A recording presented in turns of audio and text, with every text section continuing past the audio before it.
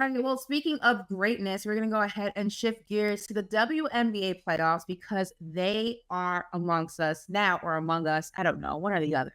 Now, these teams have been working hard all season to just get to this point, and we've already had some really interesting matchups in day one of the playoffs, which, by the way, it's a different, like, real quick, when are you guys scheduling these games on NFL Sunday? It just doesn't make any sense. Like, can we... Scheduling is just I don't get it. Whatever. We'll touch that another day. We need to find out who we need to holler at. I just get it. But all right. And Nafisa Collier basically said, we're gonna start for the 2-minute drill. She said, hopefully we can end her career on Wednesday. Now, this was joking, but this was in reference to Diana Taurasi's possible last game coming against the Lynx. Now, we don't really know what's going on with DT right now. We did talk about this on the pod last week, I believe, where the Mercury were selling these tickets that basically kind of alluded to it possibly being DT's final game or games, right, in the WNBA. There were multiple games, so the final games, I'll say. But we don't really know what's happening there. But like I said, Nafisa was joking and she said both are UConn grades, but for that goes out the window when a championship is on the line and the Lynx are looking for a championship. She said this to say about DT. She said, quote, it seems like it's her retirement tour. I don't know. She's been pretty quiet about it. She's obviously a UConn great, elite GOAT. So I feel lucky to be able to play with her on Team USA and against her. Hopefully we can end her career on Wednesday. Now, again, the Mercury have still continued to tease DT's retirement. We don't know. Taurasi did give a speech during the final regular season home game. Listen, Alicia, what are you doing? What are we making of this? What we're making of it is I'm right there with Nafisa. We don't know. We have no idea because the way that they've been playing this, it is so confusing, but also very DT. So I just see her back at home like, ha, ha, ha, ha. You know what I'm saying? Like, I can just see her kind of orchestrating this all. And maybe, maybe she doesn't even know, to be honest with you. Maybe so she, you know what? That's a good point. Maybe she might not. And so when we talked about which kind of send-off we would like to have, maybe she's just setting up both because she's not sure which one she's going to choose.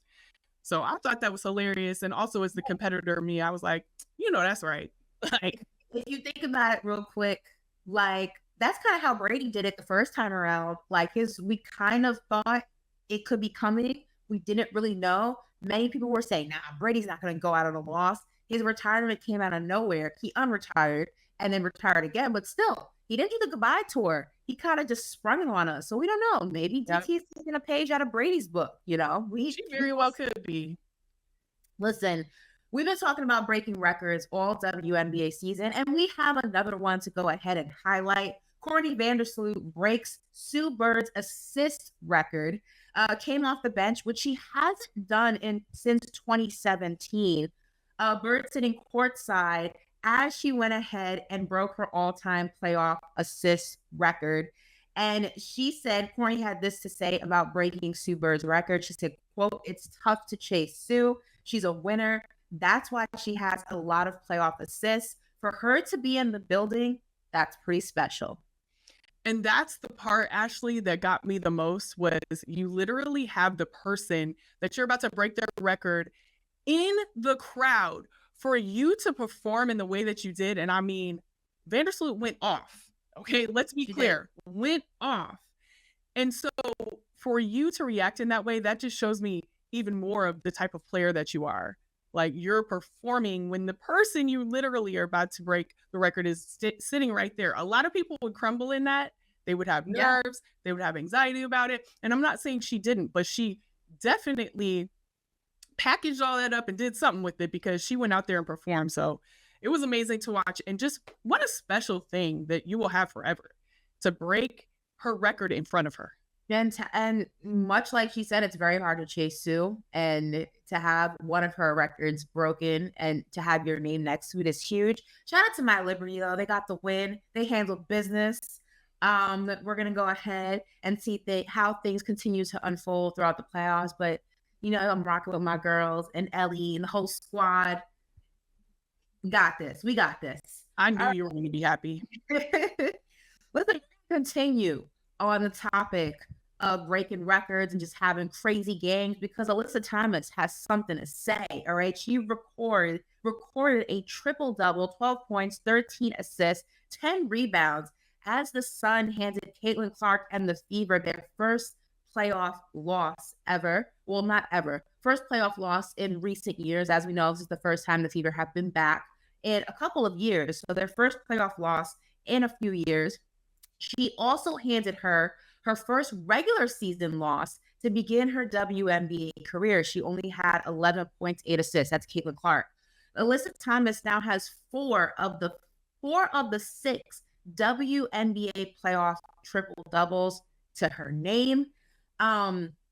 You had Marina Mabry had 27 points off the bench for Connecticut. So the bench was killing it for the Sun. The Sun as a whole were just clicking gears on all cylinders, all systems go. And again, they are playing a Fever team, like I said, that has not been here in a few years. But they're also playing a Fever team that was also hitting on all cylinders. And we kept talking about how they could be a threat. And Caitlin Clark, listen, she struggled, just 4 for 17. It was a very off night for her when going against the Sun. Do they have her number? No, let me tell you, they do. Stephanie White made a really good coaching decision in putting DeWanna Bonner on her, and DeWanna shut her down. Okay. And she's not the only player that had some really good defense on Caitlin. I'm not going to give it all to her, but she did an amazing job. And so that adjustment really, put them off to an amazing start, and they just kept rolling after that.